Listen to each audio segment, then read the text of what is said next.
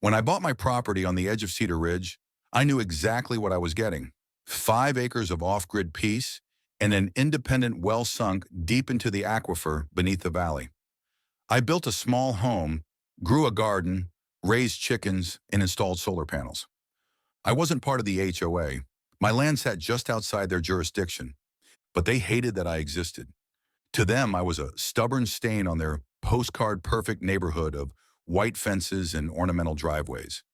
I had a working truck, a muddy driveway, and, worst of all, freedom. At first, it was just cold glares and accidental trash dumped near my gate.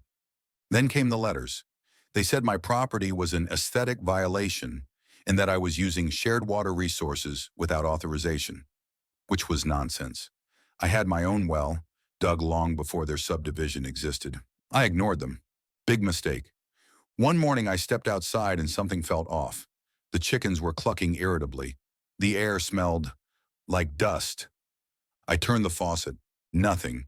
I ran to the wellhead, and my heart stopped. The casing had been sealed with fast-drying concrete, a bucket's worth, poured straight into the shaft. I dropped to my knees, pried at the hardening mass with my fingers, even tried chiseling it out, but it was already cured deep down. My water source was ruined, and I knew exactly who did it. The HOA president, Dean Whitmore, had warned me weeks earlier during a tense roadside encounter. "We're not going to let a stubborn holdout drain our resources forever," he said. That's when I realized something important. They actually believed my well was somehow connected to their water system. They were wrong, but their arrogance gave me leverage. You see, before I moved out here, I worked for the Department of Water Resources. I knew the infrastructure beneath this town better than they did, and I also knew something they didn't. The HOA's water system wasn't owned. It was leased through a cooperative agreement with the city, renewed every 2 years.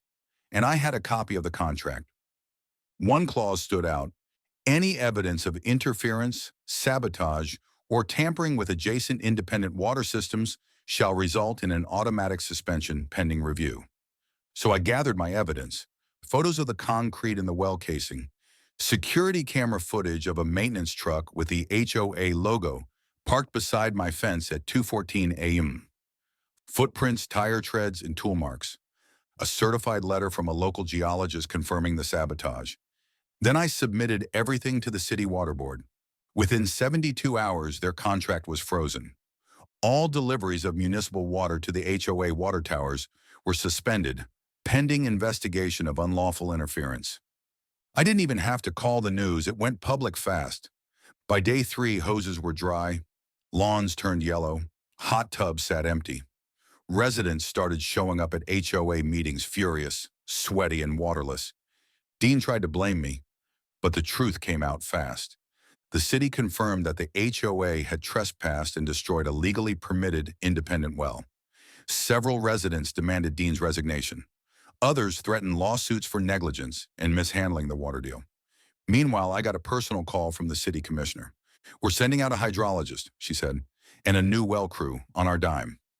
Turns out they respected what I'd done and how I played it by the book. The crew arrived 2 days later. They drilled me a new well, deeper and cleaner than the last. And just for fun, I installed a vintage hand pump next to it with a carved wooden sign that reads, "Water runs deep, especially when HOA stupidity hits rock bottom." Now, the HOA's water contract is under tight scrutiny. They had to pay a hefty fine and install a new accountability board. Dean vanished from the neighborhood. I still live here, still off-grid, still free, and I've got more water than I'll ever need. Funny how trying to dry someone out can backfire so hard it leaves you thirsty.